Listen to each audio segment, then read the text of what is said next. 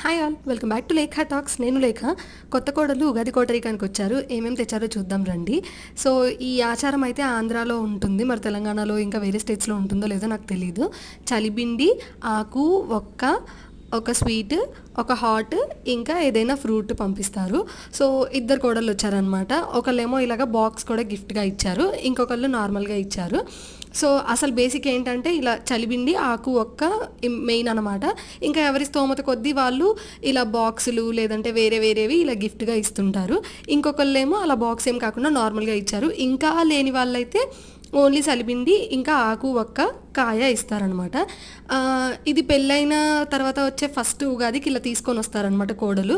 ఇలా తీసుకొని రావడానికి కుదరకపోతే, ఏదైనా అడ్డం వచ్చి కానీ అలా కుదరకపోతే ఇంకా ఉగాదికి పుట్టింటికి వెళ్ళిపోతారనమాట. ఇలా తీసుకొని వచ్చే వరకు ప్రతి ఉగాది పుట్టింట్లోనే సెలబ్రేట్ చేసుకుంటారు ఆ కోడళ్ళు.